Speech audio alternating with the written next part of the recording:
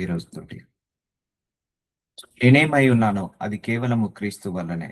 So so మనందరము body of Christ. మనందరం దేవుడి యొక్క శరీరంలో అవయవం లాంటి వాళ్ళము. మనం దేవుణ్ణి అనుమానించిన, దేవుడి మీద డౌట్ పడ్డ, దేవుడి మీద నింద వేసిన, సో మన శరీరాన్ని మనము డ్యామేజ్ చేసుకున్నట్టే. కాబట్టి అందుకే దేవుడి విషయంలో పాజిటివ్ గా ఉండండి. సో మీకు నెగిటివ్ గా జరిగినప్పుడు దేవుడి విషయంలో ఇంకా విశ్వాసాన్ని పెంచుకోండి, నమ్మకాన్ని పెంచుకోండి. కానీ అవిశ్వాసంలోకి వెళ్ళకండి, అల్ప విశ్వాసంలోకి వెళ్ళకండి, అపనమ్మకంలోకి వెళ్ళకండి. సో ఏది జరిగినా నీ మంచికే అనుకోండి, ఏది జరుగుతున్నా నీ మంచికే అనుకోండి. ప్రార్థన మాత్రం చేసుకోండి. నేను చెప్పేదల్లా ఒకటే, మీరు లైఫ్ తుది శ్వాస వరకు మీకు చెప్పేది ఒకటే, ప్రార్థన మాత్రం చేయడం ఆపద్దు, బైబిల్ చదవడం మాత్రం ఆపద్దు. ఎందుకంటే నీ కష్టాల్లో దేవుడు వాక్యం ద్వారా మాట్లాడతాడు, నిన్ను ఓదారుస్తాడు, నిన్ను బలపరుస్తాడు. నీ కష్టాల్లో, నీ ఇరుకులో, నీ ఇబ్బందులలో, నీ శ్రమలలో, నీ పోరాటాలలో దేవుడు మాట్లాడతాడు. సో వాక్యం వినడానికి మాత్రం రాకుండా ఆపద్దు. సో కష్టాల్లో ఉన్నప్పుడు చాలా మంది వాక్యం వినరు. వాక్యం విన్నప్పుడే నీకు దేవుడు ఏం చేయబోతున్నాడో తెలుస్తుంది. సో అందుకే నువ్వు ఆరాధించడం, స్తుతించడం, వాక్యాన్ని చదవడము, వాక్యాన్ని వినడము, ప్రార్థించడము, ఈ 5 పనులు మాత్రం ఎప్పుడు నువ్వు ఆపద్దు. నీ పరిస్థితి ఎలా ఉన్నా, ఎలా ఉన్నా, ఎలా ఉన్నా, ఎలా ఉండకపోయినా ఇవి మాత్రం నువ్వు ఆపద్దు. అర్థమవుతుందా అండి? సో దీనితోటే నువ్వు మార్చగలుగుతావు. నీ ప్రార్థనతోటే నీ యొక్క సమయాలను మార్చుకోగలుగుతావు, నీ కాలాలను మార్చుకోగలుగుతావు. నీ ప్రార్థనతోటే సమస్తాన్ని చక్కబెట్టుకోగలుగుతావు. ప్రార్థన లేకుండా నీ జీవితాన్ని నువ్వు చక్కబెట్టుకోలేవు, నీ పరిస్థితులను నువ్వు చక్కబెట్టుకోలేవు. ప్రార్థనకు జవాబు వస్తుంది, జవాబు రాని ప్రార్థన అంటూ ఉండదు. సో కాబట్టి ప్రార్థించండి. సో ఎందుకంటే నేనేమై ఉన్నాను అది కేవలం క్రీస్తు వల్లనే. కొన్ని లేవని దేవుడి మీద అనుమాన పడకద్దు. ఇస్తాడు దేవుడు, అన్ని సమకూరుస్తాడు. సో రోమిలకు రాసిన 12వ అధ్యాయం 5వ వచనం ముగించేద్దాము. అలాగే అనేకులమైన మనము క్రీస్తులో ఒక శరీరంగా ఉండి ఒకరికొకరు ప్రత్యేకంగా అవయవులమై ఉన్నాము. మనందరం క్రీస్తులో ఒక శరీరం అండి. నువ్వు దేవుణ్ణి అనుమానిస్తే నిన్ను నువ్వు అనుమానించినట్టే. సో నువ్వు దేవుణ్ణి మీద డౌట్ పడితే నీ మీద నువ్వు డౌట్ పడ్డట్టే. ఎందుకంటే మనందరం దేవుళ్ళలో ఒక శరీరంలో ఒక అవయవము. సో ఆ శరీరాన్ని మనం హర్ట్ చేసిన వాళ్ళం అవుతాము. అందుకే దేవుడి మీద నమ్మకం పెట్టుకోండి, దేవుడి మీద విశ్వాసాన్ని పెట్టుకోండి, దేవుడి మీద అపనమ్మకంగా ఉండకండి. సో అదే మనల్ని రక్షిస్తుంది, అదే మనల్ని కాపాడుతుంది. ఎందుకంటే దేవుడు విశ్వాసాన్ని బట్టి పని చేస్తాడు, నమ్మకాన్ని బట్టి పని చేస్తాడు. అది దేవుడు మనకు అది పెట్టిన సిస్టమ్ అలా ఉన్నది. అర్థమవుతుందా? నీ కష్టాలను బట్టో, నీ కన్నీళ్ళని బట్టో, నీ యొక్క అవసరాలను బట్టో దేవుడు పనిచేయడు, నీ విశ్వాసాన్ని బట్టి దేవుడు పనిచేస్తాడు. సో విశ్వాసంలో ఎదగండి అని నేను ఎప్పుడూ చెప్తాను. విశ్వాసమే ఇంపార్టెంట్, చాలా ముఖ్యము. సో మనందరము దేవుడి శరీరంలో ఒక శరీరము, ఒక్కొక్కరము ప్రత్యేకముగా అవయములమై ఉన్నాము. మనకు అనుగ్రహింపబడిన కృప చొప్పున వేరు కృప కలిగిన వారమై ఉన్నాము కనుక, సో మనం ఏదైతే కలిగి ఉన్నామో దేవుడు కొంతమందికి కొన్ని వరాలు ఇచ్చాడండి. మీలో కూడా దేవుడు ఒక వరాన్ని పెట్టాడు, ప్రతి ఒక్కరిలో ఒక వరాన్ని పెట్టాడు. ఆ వరాన్ని బయటికి తీసి వాడండి. సో కొంతమందికి ప్రవచించే వరము, కొంతమందికి స్వస్థత వరము, కొంతమంది వాక్యాన్ని బోధించే వరము, కొంతమంది సంఘాన్ని నడిపించే వరము, కొంతమందికి బుద్ధి వాక్యము, కొంతమందికి ప్రవచన వాక్యము, ప్రవచన వరాలు, ఇలా ఒక్కొక్క వరం అయితే ఇస్తాడు దేవుడు. ప్రతి ఒక్కరికి ఒక్కొక్క వరం ఇస్తాడు. వరం ఇవ్వకుండా అయితే ఎవరు ఉండడు. సో ప్రవచన వరం అయితే విశ్వాస పరిమాణం చొప్పున ప్రవచింతుము, పరిచర్య అయితే పరిచర్యలోను, బోధించువాడైతే బోధించుటలోను. ఇదంతా దేవుడు ఇచ్చే అనుగ్రహం అండి. సో ఎవరు కూడా దేవుడు ఇవ్వకుండా ఏ ప్రవచన వరం ఉండదు, దేవుడు ఇవ్వకుండా ఏ స్వస్థత వరం ఉండదు, దేవుడు ఇవ్వకుండా ఏ విడుదల వరం ఉండదు, దేవుడు ఇవ్వకుండా ఏ సంఘము ఏది ఉండదు. హెచ్చరించువాడైతే హెచ్చరించుటలోను పని కలిగి ఉందుము, పంచిపెట్టువాడు శుద్ధ మనస్సుతోను, పై విచారణ చేయవాడు జాగ్రత్తతోను, కరుణించువాడు సంతోషంతోను పని జరిగింపవలెను. చూసారా అండి? శుద్ధ మనసుతో మనం చేయాలి. మన మనసు ఎప్పుడైనా శుద్ధ మనసు కలిగి ఉండాలి. అందుకే నీ మనసులో ఎలాంటి దురాశలున్నా, దుర్బుద్ధులున్నా, కోపమున్నా, పగ ఉన్నా, ప్రతీకారం ఉన్నా, అపవిత్రత ఉన్నా, అజ్ఞానం ఉన్నా, అవివేకం ఉన్నా తీసేసుకోండి. పై విచారణ చేయవాడు జాగ్రత్తతోను. సో ఏ వరమైనా కూడా దేవుడి వల్లనే. సో నీకేదైనా వరం ఉందా, అది దేవుడి వల్లనే. నీకేదైనా ఫలాలు ఉన్నాయా, అది దేవుడి వల్లనే. నీకేదైనా ఆశీర్వాదం ఉందా, అది దేవుడి వల్లనే. సో దేవుడు ఇన్ని మేలులు చేశాడు. మనం రేపు పరలోకానికి వెళ్తున్నామా, అది దేవుడి వల్లనే. మన కోసం ఆయన మరణించాడా, అది ఆయన వల్లనే. మనందరికి ఉచితంగా రక్షణ ఇచ్చాడా, అది ఆయన వల్లనే. సో నువ్వు ఏదైతే కలిగి ఉన్నావో అది కేవలము ఎవరి వల్ల?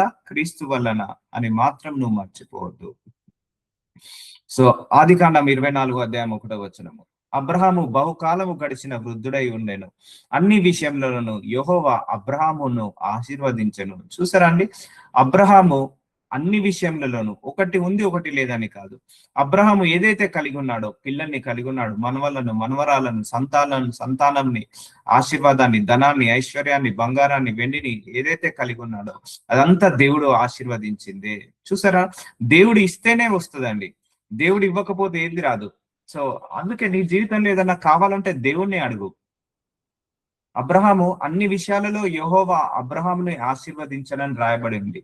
అన్ని విషయాలలో, ఒకటి ఉంది ఒకటి లేదని కాదు. అంటే దేవుడు ఇస్తేనే నీకు జ్ఞానం వస్తుంది, దేవుడు ఇస్తేనే నీకు ఆశీర్వాదం వస్తుంది, దేవుడు ఇస్తేనే నీకు ఉద్యోగం వస్తుంది, దేవుడు ఇస్తేనే నీకు వివాహం జరుగుతుంది, దేవుడు ఇస్తేనే నీకు గర్భఫలం వస్తుంది. సో ఏదైనా నువ్వు కావాలనుకుంటే, ఏదైనా పొందుకోవాలనుకుంటే అది దేవుడి నుంచి మాత్రమే వస్తుంది. అందుకే దేవుడి మీద ఆధారపడు, దేవుడి మీద నువ్వు ప్రార్థనలు చేసుకో, ప్రయత్నాలు చేసుకో. అన్ని విషయాలలో మనం కూడా బహుగా ఫలించాలంటే దేవుడు ఆశీర్వదిస్తేనే ఉంటుంది. ఇక్కడ ఏమనుంది, యెహోవా అబ్రహామును ఆశీర్వదించెను అని ఉంది. అంటే అబ్రహాము కష్టపడి అన్నాడుందా, అబ్రహాము ఆశీర్వదించను అనుందా? యెహోవా దేవుడు ఆశీర్వదించాడు కాబట్టే ఆయన అన్ని విషయాలలో ఆశీర్వదించబడ్డాడు. కాబట్టి ఈరోజు నువ్వు నేను అయినా కూడా మనం ఆశీర్వదించబడాలంటే దేవుడు ఆశీర్వదిస్తేనే ఆశీర్వదించబడతాము. సో అందుకే నువ్వు కూడా అడుగు, దేవా నన్ను కూడా అన్ని విషయాలలో ఆశీర్వదించు, నువ్వు ఇచ్చిన ఆశీర్వాదాలను బట్టి వందనాలు, అలాగే నాకు అన్నిటినీ రెట్టింపు చేయమని అడగండి, దేవుడు తప్పకుండా చేస్తాడు. సో ఆనాడు అబ్రహాము గొప్పగా ఆశీర్వదించబడ్డాడు, భూలోకంలోనే గొప్పగా ఆశీర్వదించబడ్డాడు. అది కారణం ఎవరు? దేవుడే. అలాగే నువ్వు కూడా ఆశీర్వదించబడాలంటే కారణం దేవుడే కావాలి.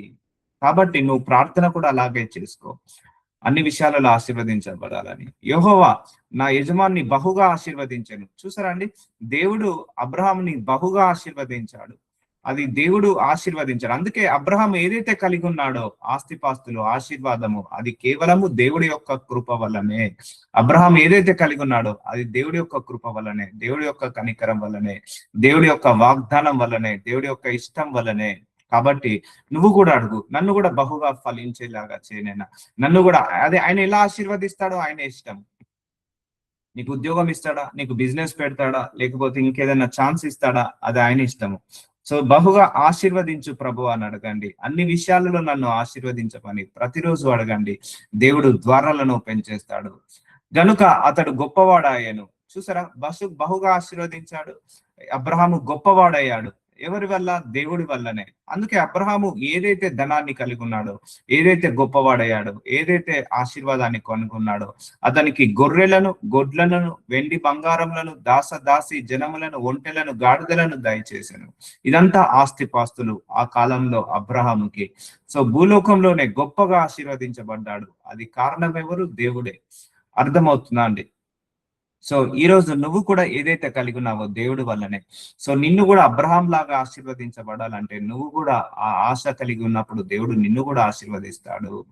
బహుగా ఆశీర్వదించబడాలి, బహుగా గొప్పవాడాలి.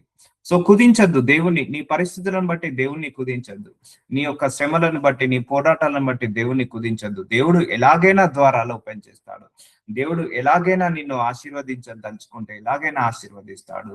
అందుకే అడగండి దేవుణ్ణి, దేవా నన్ను కూడా బహుగా ఆశీర్వదించు, నన్ను కూడా గొప్పవాడిని చేయి. ఎందుకంటే అబ్రహాము ఏదైతే కలిగి ఉన్నాడో సమస్తము దేవుడి వల్లనే, సమస్తము దేవుడి వల్లనే. అర్థమవుతుందా అండి? సో నువ్వు కూడా ఏదైనా పొందుకోవాలంటే అది కేవలము దేవుడి వల్లనే సాధ్యమవుతుంది. సో ప్రార్థన, అందుకే నేను చెప్తాను కదా, ప్రార్థన, బలమైన ప్రార్థనలు బలమైన కార్యాలు చేస్తాయి, బలమైన ఆశీర్వాదాలను చేస్తాయి. ప్రార్థన లేకుండా ఆశీర్వదించు అంటే ఆశీర్వదించలేడండి. Don't skip your prayer life. ప్రతిరోజు ప్రేయర్ లైఫ్ స్కిప్ చేయొద్దు. ప్రతిరోజు ప్రేయర్ లైఫ్ కంపల్సరీ అండి. మీరు గుర్తు పెట్టుకోండి, ప్రతిరోజు ఒక గంట సేపన్నా మార్నింగ్ ప్రార్థించుకోండి. ఎంత సమయం ఉన్నా, ఎంత సమయం లేకపోయినా మిగిలిన పనులన్నీ కూడా చక్కబడతాయి. ప్రేయర్ లైఫ్ లేకుండా నీకు ఆశీర్వాదం రాదు, ప్రేయర్ లైఫ్ లేకుండా నీకు స్వస్థత రాదు, ప్రేయర్ లైఫ్ లేకుండా విడుదల రాదు. ఒక దైవజనుడు గొప్ప దైవజనుడు అయ్యాడంటే ఒకటే రీజన్, ప్రేయరే. ఒక విశ్వాసి గొప్పగా ఆశీర్వదించబడ్డాడంటే ఒకటే రీజన్, ప్రేయరే. ప్రేయర్ వల్లనే సాధ్యమవుతాయి.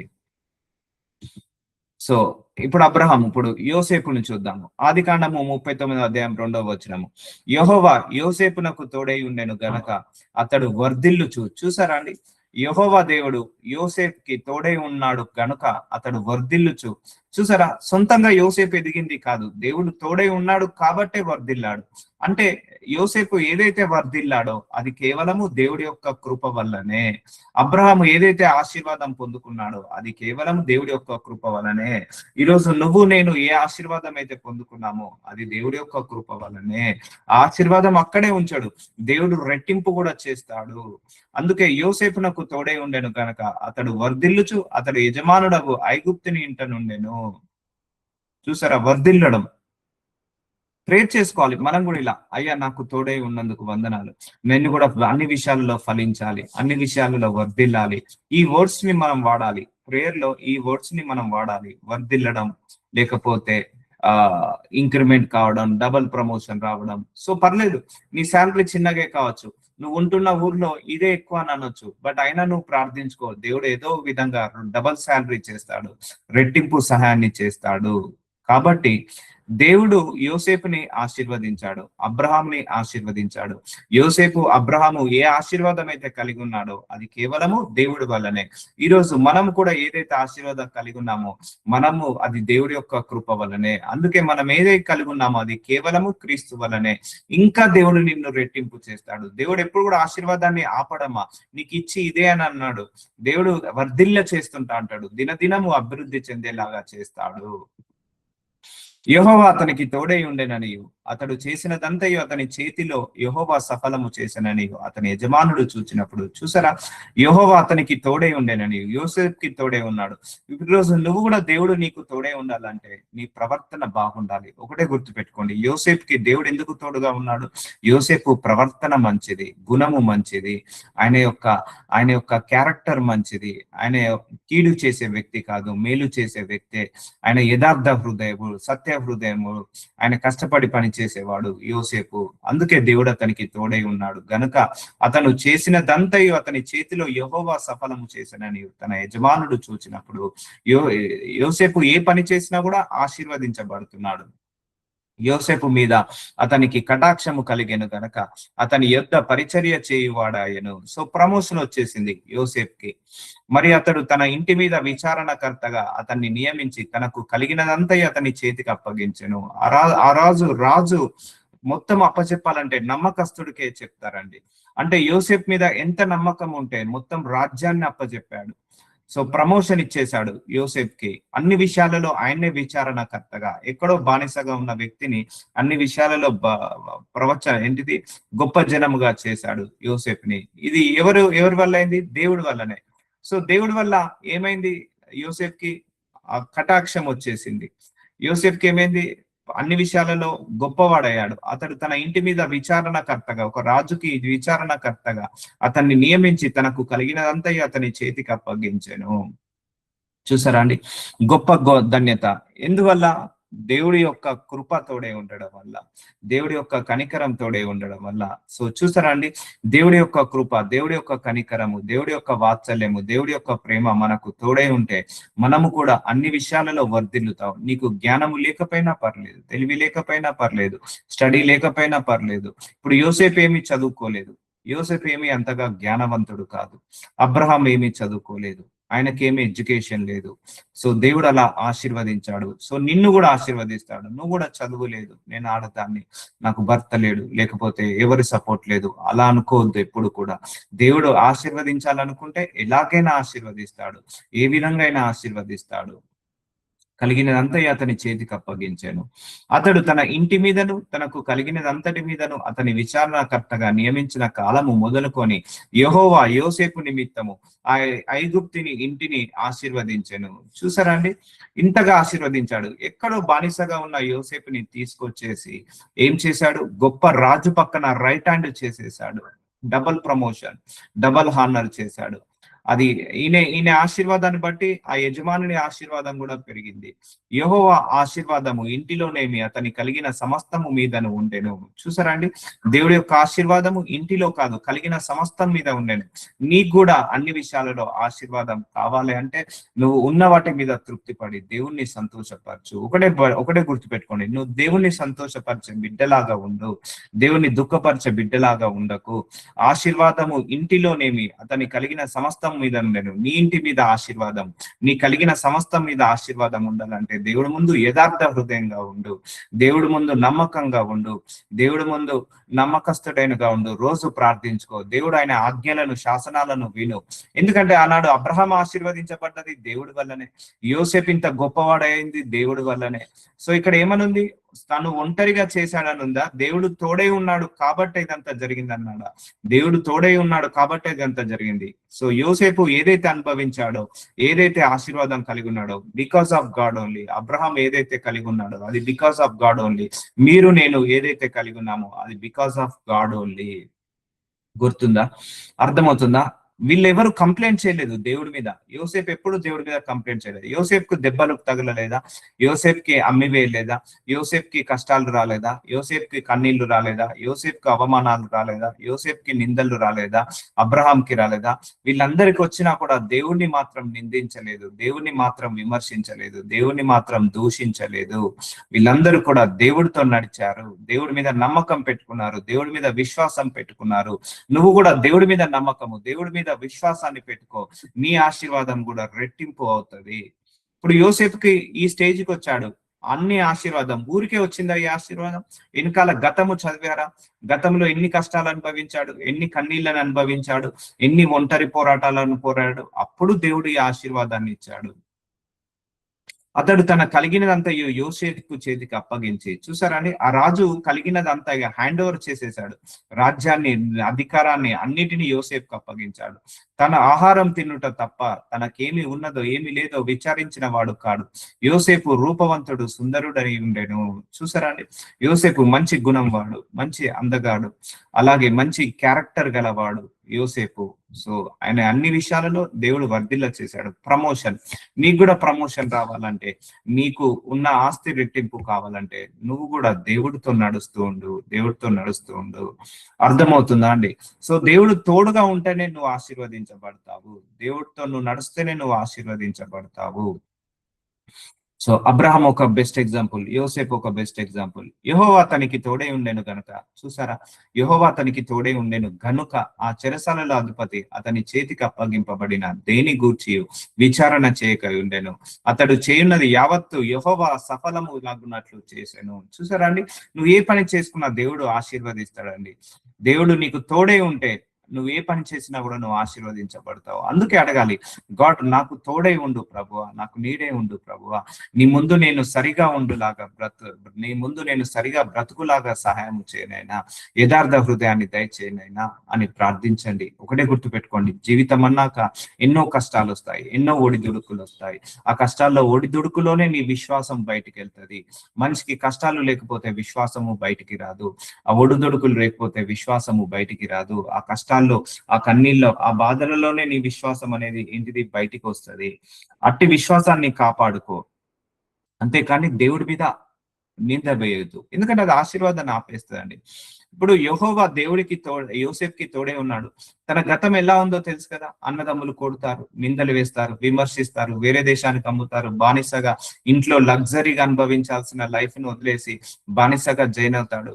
అక్కడ నుంచి ఎన్నో కష్టాలు, ఎన్నో కన్నీళ్లు కానీ ఎక్కడ కూడా దేవుణ్ణి వదలలేదు, యథార్థతను వదలలేదు, ఆయన యొక్క శ్రమను వదలలేదు, ఆయన యొక్క జ్ఞానాన్ని, తెలివిని, ప్రేయర్ లైఫ్ ని వదలలేదు, దేవుణ్ణి నమ్మడం వదలలేదు. అందుకే దేవుడిని నువ్వు వదిలేకు, దేవుడు నీకు తోడై ఉంటాడు అన్ని విషయాలలో. అర్థమవుతుందా? దేవుణ్ణి అనుమానించావనుకో, అప్పుడే నీకు స్టార్ట్ అవుతుంది ఆశీర్వాదం ఆగిపోవడం. దేవుడి మీద డౌట్ పడ్డావనుకో, దేవుడి మీద విమర్శలు చేసావనుకో, అప్పుడే నీకు స్టార్ట్ అవుతుంది అన్ని ఆగిపోవడం. కాబట్టి అతడు చేయున్నది యావత్తు యెహోవా సఫలమగునట్లు చేశాను. నువ్వు కూడా చేసే యావత్తు కూడా దేవుడు సఫలం చేయాలంటే నీ ప్రార్థన జీవితము కంపల్సరీ, దేవుడితో నడవడం కంపల్సరీ. అర్థమవుతుందా? మన లోపల లోపాలు మనకు తెలియదు, వాక్యం వినడానికి వచ్చినప్పుడు తెలుస్తుంది. నీ లోపల లోపాలు ఏంటిదో తెలియబడుతుంది. మరియు దావీదు సమస్త విషయంలో సబుద్ధి కలిగి ప్రవర్తింపగా యెహోవా తనకి తోడుగా ఉండెను. చూసారండి 1 సాముయేలు 18వ అధ్యాయం. ఇంతకుముందు అబ్రహాంని చూసాము, యోసేపుని చూసాము, ఇప్పుడు దావీదును చూద్దాము.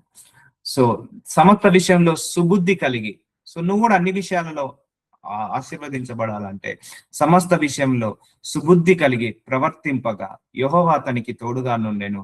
సో నువ్వు కూడా సమస్త విషయంలో సుబుద్ధిగా ప్రవర్తించినప్పుడు దేవుడు మనకు కూడా తోడుగా. సో దేవుడు ఎవరితో తోడుగా ఉంటాడండి? గయ్యాలి వాళ్ళతో తోడుగా ఉంటాడా? సుబుద్ధి కలిగిన వాళ్ళతో తోడుగా ఉంటాడా?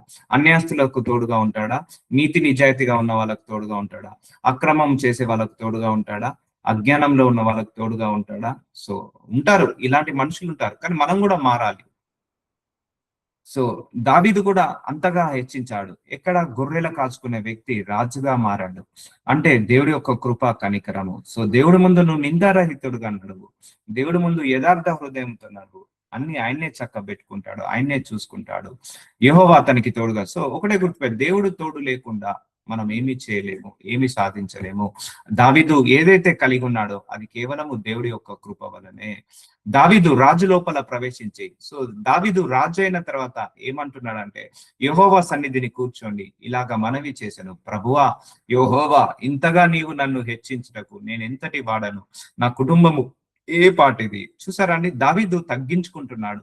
రాజయ్యాడు, రాజైనాక కూడా నేను రాజయ్యాను, నేను గ్రేట్ అని అనట్లేదు. మనలో కొంతమంది ఒక సంపాదించగానే నేను గ్రేట్, చాలా సంపాదించాను అని విర్రవీగుతారు. లేకపోతే సేవ చేస్తున్నప్పుడు నేను సేవ చేస్తున్నానని విర్రవీగుతారు. లేకపోతే కొంత ధనం సంపాదించిన, కొంత ఐశ్వర్యము కూడబెట్టుకున్న ఎంతో గర్వంగా ఊగుతారు. గర్విష్ఠులను దేవుడు ఎప్పుడు కూడా ఆశీర్వదించాడు. సో ఇక్కడ రాజైన దావీదు ఏమంటున్నాడు? ప్రభువా నువ్వు చేశావు కాబట్టి నేను రాజయ్యాను, ఇంతగా హెచ్చుటకు నేను ఏర్పాటి వాడను. సో ఇలా ఉండాలండి. సో సో నిన్ను ఎంతగా ఆశీర్వదించినా నువ్వు ఒదిగి ఉండాలి, దేవుణ్ణి మహిమపరచాలి. ఇప్పుడు రాజు దావీదు ఏదైతే కలిగి ఉన్నాడో అది దేవుడి వల్లనే. యోసేపు ఏదైతే కలిగి ఉన్నాడో అది దేవుడి వల్లనే. అబ్రహాం ఏదైతే కలిగి ఉన్నాడో అది దేవుడి వల్లనే. నువ్వు నేను ఏదైతే కలిగి ఉన్నామో అది కూడా దేవుడి వల్లనే. ఇన్ని మంచి విషయాలు దేవుడు మన లోపల పెట్టినప్పుడు మనం దేవుణ్ణి గణపరచకుండా, దేవుణ్ణి స్తుతించకుండా, ఆరాధించకుండా మనం అనుమానిస్తున్నాము. నేనెంతటి వాడను, నా కుటుంబం ఏ పాటిది. చూసారా, నన్ను హెచ్చించుటకు, నీవు నన్ను హెచ్చించుటకు. ఇక్కడ రాజు ఏమంటున్నాడు? నేను హెచ్చించాననట్లేదు, దేవా నువ్వే నన్ను హెచ్చించావు, ఇంతగా హెచ్చించుటకు నేను ఏ పాటి వాడను, నా కుటుంబం ఏ పాటిది. అంటే తను సొంతంగా ఏంటిది హానర్ చేసుకోవట్లేదు, దేవుణ్ణి హానర్ చేస్తున్నాడు. మరి రాజు, దావీదు అయిన రాజు ఈ పొజిషన్ కి రావడానికి కష్టాలు లేవా? ఎన్నో కన్నీళ్ళు అనుభవించాడు, ఎన్నో కష్టాలు, ఎన్నో ఎదురు దెబ్బలు. గొలియాతు వచ్చాడు అభిషేకం తీసుకోగానే, గొలియాతుని ఎదుర్కోవడం జరిగింది. సౌలు వచ్చాడు, ఎన్నో యుద్ధాలు, ఎన్నో పోరాటాలు చేసిన తర్వాతనే రాజు అయ్యాడు. అర్థమవుతుందా అండి? సో కాబట్టి రాజైన దావీదు తగ్గించుకున్నాడు. నువ్వు కూడా తగ్గించుకో. నువ్వు కూడా ఈ మాట, అయ్యా నేను ఏ పాటి వాడని, నన్ను ఇంతగా హెచ్చించాడు. నువ్వు ఏ పొజిషన్ లో అయితే ఉన్నావో ఆ పొజిషన్ కూడా దేవుడిచ్చిన కృపనే. ఇప్పుడు దావీదు ఏ పొజిషన్ అయితే ఉన్నాడో అది దేవుడిచ్చిన కృపనే. యోసేపు ఏ పొజిషన్ అయితే ఉన్నాడో అది దేవుడిచ్చిన కృపమే. అబ్రహాం ఏ పొజిషన్ అయితే ఉన్నాడో అది దేవుడిచ్చిన కృపనే. ఈ రోజు దేవుడు నీకు ఏ పొజిషన్ అయితే ఇచ్చాడో, ఏ స్టేటస్ అయితే ఇచ్చాడో అది కూడా దేవుడిచ్చిన కృపనే. దాన్ని బట్టి నువ్వు ఆరాధించు, దాన్ని బట్టి నువ్వు స్తుతించు, అప్పుడు దేవుడు నిన్ను వర్ధిల్ల చేస్తాడు. ఒకటే అంటున్నాడు, నేను ఏ పాటి ప్రభువా, నువ్వు నన్ను హెచ్చించడానికి అంటున్నాడు, కానీ నేను హెచ్చించబడ్డాను అని అనట్లేదు. సో అది ఆ అటిట్యూడ్, ఆ సబుద్ధి ఉండాలి దేవుడి విషయంలో. సో అర్థమవుతుందా? ఇంత హెచ్చుగా చేసినందుకు నీ దృష్టికి కొంచెమే, మానవుల పద్ధతిని బట్టి బహుకాలము జరిగిన తర్వాత నా దాసుడనైనా నా సంతానము కలగబోవు దానిని కూర్చి నీవు సెలవిచ్చి ఉన్నావు. యెహోవా నా ప్రభువా, దావీదు అను నేను ఇక నీతో ఏమి చెప్పుకుందును? ఒకటే అంటున్నాడు దావీదు, నేనేం చెప్పుకోవాలి ప్రభువా, నాకు అన్ని ఇచ్చేసావు, నేను అడగకుండానే అన్ని ఇచ్చేసావు. దేవుడు కూడా నీకు అడగకుండానే అన్ని ఇచ్చేసాడు. గుర్తు పెట్టుకోండి, ఆ ఇచ్చిన దాన్ని బట్టి నువ్వు స్తుతించట్లేదు, ఆ ఇచ్చిన దాన్ని బట్టి నువ్వు ఆరాధించట్లేదు, ఆ ఇచ్చిన దాన్ని బట్టి నువ్వు గణపరచట్లేదు. సో కాబట్టి తగ్గించుకో దేవుడి ముందు, దేవుణ్ణే గణపరచు. సో నువ్వు ఎప్పుడు కూడా నువ్వు సొంత డబ్బా కొట్టుకోకు. నీ గొప్పతనం అంటూ ఏది లేదు, నా గొప్పతనం అంటూ ఏది లేదు. దేవుడు నీకు తెలివి ఇచ్చాడు కాబట్టి నీకు ఆ తెలివి ఉంది. నీకు జ్ఞానం ఇచ్చాడు కాబట్టి ఆ జ్ఞానం ఉంది. ఆ ఉద్యోగం ఇచ్చాడు కాబట్టి ఆ ఉద్యోగం ఉంది. ఆ ఉద్యోగం చేయగలుగుతున్నావంటే చేయడానికి శక్తిని ఇచ్చాడు కాబట్టే ఆ శక్తి ఉంది. ఆరోగ్యం ఉంది కాబట్టే ఇచ్చాడు కాబట్టి ఆరోగ్యం ఉంది. మనదంటూ ఏది లేదమ్మా, మనదంటూ ఏది లేదు. అందుకే నిన్ను నువ్వు ఎప్పుడు కూడా హెచ్చించుకోమాక, నిన్ను నువ్వు తగ్గించుకో. దేవుణ్ణి మనం హెచ్చించాలి. నువ్వు ఎంతగా ఆశీర్వదించబడ్డా ఒకటే అనాలి, దేవా నువ్వు చేసావు కాబట్టి నేను ఆశీర్వదించబడ్డాను అను. ఆ ఆశీర్వాదం రెట్టింపోతుంది. కానీ మన లోపల చాలా మందికి సెల్ఫ్ డబ్బా కొట్టుకునే అలవాటు దేవుడికి అసహ్యం అండి. సెల్ఫ్ డబ్బా ఎప్పుడు కొట్టుకోవద్దు. నువ్వు దేవుణ్ణే గణపరచాలి, దేవుణ్ణే మహిమపరచాలి. అర్థమవుతుందా?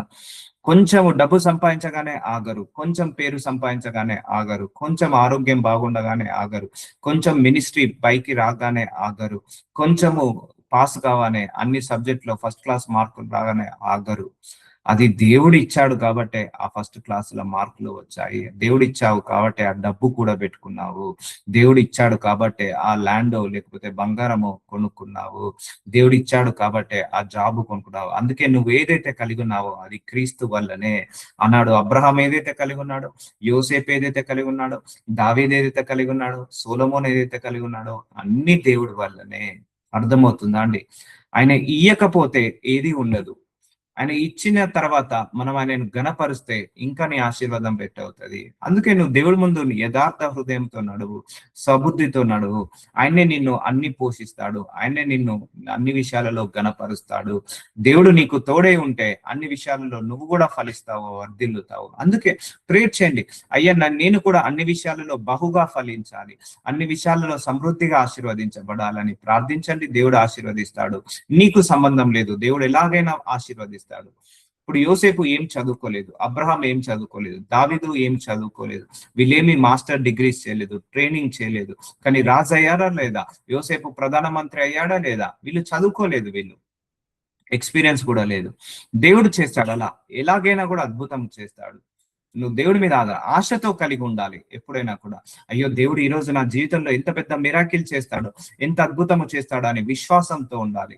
నీ విశ్వాసాన్ని బట్టి దేవుడు పని చేస్తాడు. నీ ఆశను, నీ ఆకలిని, దాహాన్ని బట్టే దేవుడు పని చేస్తాడు. కొంతమందికి నాకు వద్దు బ్రదర్, ఈ ఆశీర్వాదం సరిపోతుంది. That is up to you. దేవుడు ఎప్పుడైనా కూడా ఆశీర్వదించబడాలనుకున్న వాళ్ళను ఆశీర్వదిస్తాడు. నాకు ఈ ఆశీర్వాదం వద్దనుకున్న వాళ్ళని దేవుడు ఎప్పుడు కూడా ఫోర్స్ చేయడు. యెహోవా నా ప్రభువా, నీ దాసుడనైన నన్ను నీవు ఎరిగి ఉన్నావు. నా వాక్కును బట్టి నీ ఇష్టానుసారంగా ఈ ఘన కార్యములను జరిగించి నీ దాసుడగు నాకు దీన్ని తెలియజేసేదివి. చూసారండి, దేవుడు ఇష్టానుసారంగా నీ వాక్కును బట్టి నీ ఇష్టానుసారంగా ఈ ఘన కార్యములను దేవుడు అందరి మీద ఒక గొప్ప ప్రణాళిక కలిగి ఉంటాడండి. ఆయన అందరి మీద గొప్ప ఉద్దేశాలు కలిగి ఉంటాడు.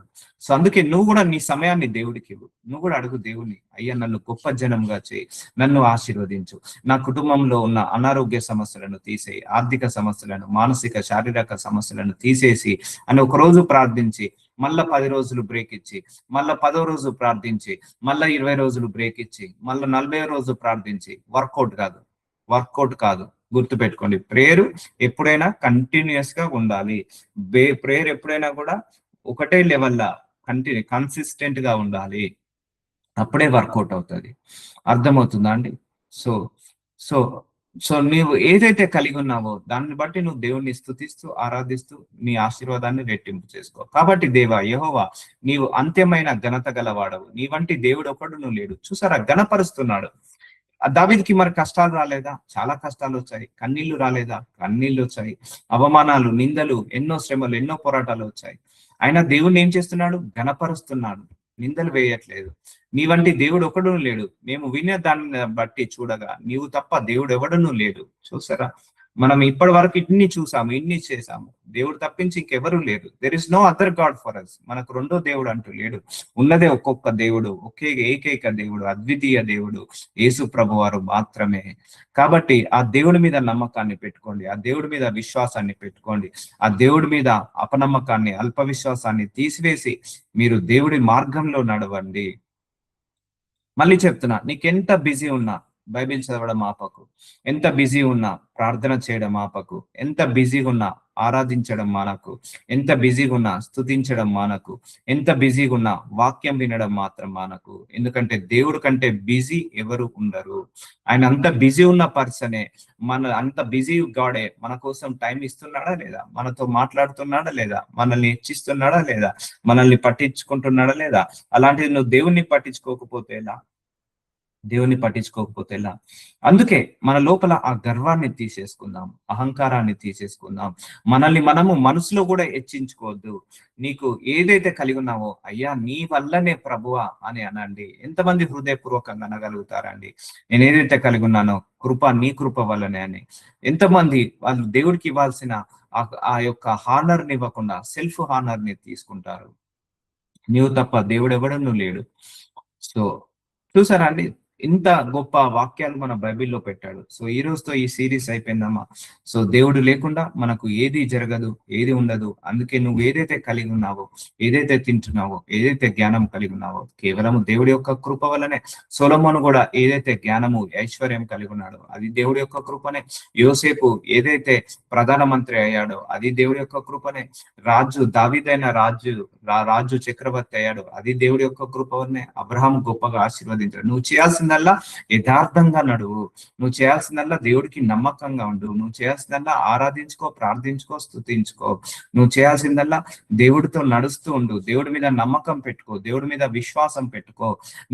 దేవుడు కూడా పరీక్షిస్తాడు మనల్ని. శ్రమలు కష్టాలను అలో చేసి, వీళ్ళు నన్ను తిడుతున్నారా, వీళ్ళు నన్ను పొగుడుతున్నారా, వీళ్ళు నా మీద విశ్వాసం ఉంచుతున్నారా లేదా, ఇవన్నీ కూడా చెప్తారు. ఖచ్చితంగా నీ దేవుడు నిన్నైతే అన్యాయం చేయడు, గుర్తుపెట్టుకో. ఖచ్చితంగా దేవుడు మనల్ని ఎప్పుడు కూడా అక్రమం చేయడు, అన్యాయం చేయడు, మోసం చేయడు. ఎందుకంటే మన వంటి దేవుడు ఎవరూ లేడు. ఆయన మోసం చేసే దేవుడు కాదు, అన్యాయం చేసే దేవుడు కాదు, అక్రమం చేసే దేవుడు కాదు. నీతి నిజాయితీలను నెరవేర్చే దేవుడు మన దేవుడు. కాబట్టి నీకేదో చిన్న ఆశీర్వాదం రాలేదని దేవుడి మీద అనుమానపడకు, దేవుడి మీద సనగకు, దేవుడి మీద విమర్శలు కురిపించకు. దానివల్ల నువ్వు ఆశీర్వాదాలను పొందుకోలేవు, అడ్డుగా వస్తుంది. ఎన్ని శ్రమలు వచ్చినా, ఎన్ని కష్టాలు వచ్చినా, ఎన్ని అనారోగ్య, ఆర్థిక, మానసిక, శారీరక సమస్యలు వచ్చినా దేవుడి మీద మాత్రం విశ్వాసాన్ని కోల్పోకు. దేవుడి మీద మాత్రం నమ్మకాన్ని కోల్పోకు. అదే నీకు రక్షణ, అదే నిన్ను కాపాడుతుంది. దేవుడు కూడా విశ్వాసాన్ని బట్టి పనిచేస్తాడు, నమ్మకాన్ని బట్టి పనిచేస్తాడు. కానీ నీ యొక్క ఫీలింగ్ బట్టో, నీ ఎమోషన్ బట్టో, లేకపోతే నీ క్యారెక్టర్ బట్టో, లేకపోతే నీ యొక్క కష్టాలను బట్టో దేవుడు పనిచేయడు. ఎన్ని కష్టం వచ్చినా నా దేవుడు తీసేస్తాడు అని నమ్మకంతో ఉండు, విశ్వాసంతో ఉండు.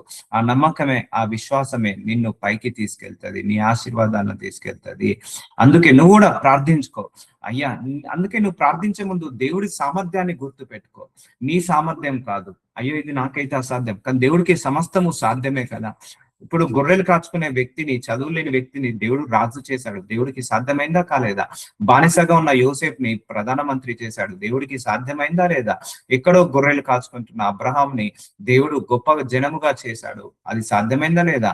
గొర్రెలు కాసుకుంటున్న మోషేని గొప్ప నాయకుడిగా చేశాడు, గొప్ప దైవజనుడిగా చేశాడు. దేవుడికి సాధ్యమైందా లేదా? వీళ్ళందరూ క్వాలిఫికేషన్ లేని వాళ్ళు, వీళ్ళందరికీ ఎడ్యుకేషన్ లేని వాళ్ళు, వీళ్ళందరూ ఎక్స్పీరియన్స్ లేని వాళ్ళు, వీళ్ళందరూ దేవుడిని నమ్మకంతో యథార్థంగా ఉన్న వాళ్ళు, దేవుడితో నడిచిన వాళ్ళు, దేవుడి మీద విశ్వాసం పెట్టుకున్న వాళ్ళు. అలాగే నువ్వు కూడా దేవుడి మీద నమ్మకాన్ని, విశ్వాసాన్ని పెట్టుకో. దేవుడు కూడా నిన్ను కూడా అంచెలంచెలుగా హెచ్చిస్తాడు. అర్థమవుతుందా అండి? So let us pray. నజరుడైన యేసయ్య, thank you so much for this series my lord. అయ్యా, మేము ఏదైతే కలిగి ఉన్నామో అది కేవలము మీ యొక్క మహాకృప వలనే నాయన. వాటన్నిటికీ స్తుతులు, స్తోత్రాలు చెల్లిస్తున్నాము. మేము తింటున్న ఆహారము, త్రాగుతున్న పానీయాలు, అవి పీల్చుకుంటున్న గాలి, నడుస్తున్న భూమి, అయ్యా మేము ఏదైతే జ్ఞానము, తెలివి, ఆరోగ్యము, శరీర అవయవాలు కలిగి ఉన్నామో అది కేవలము మీ యొక్క మహాకృప వలనే నాయన. మీ కృపను బట్టి వందనాలు, మీ కనికరాన్ని బట్టి వందనాలు, మీ ప్రేమను బట్టి వందనాలు, మీ వాత్సల్యాన్ని బట్టి వందనాలు, మీ శక్తిని బట్టి, మీ మహిమను బట్టి వందనాలు నాయన. అయ్యా, మాకు సమస్త ఘనత మీకు మాత్రమే కలుగును కాక. అయ్యా, మేమేం వాటి వాళ్ళము నాయన. ఈ లోకంలో జ్ఞానులను ఎన్నుకోలేదు, మమ్మల్ని ఎన్నుకున్నారు. శాస్త్రులను, ధనవంతులను ఎన్నుకోలేదు, మమ్మల్ని ఎన్నుకున్నారు తండ్రి. మీ మహాకృప గొప్పది నాయన. మీ కృపకు, మీ కనికరానికి, మీ దయకు మీకే మహిమ కలుగును గాక. ఆమేన్, ఆమేన్, ఆమేన్.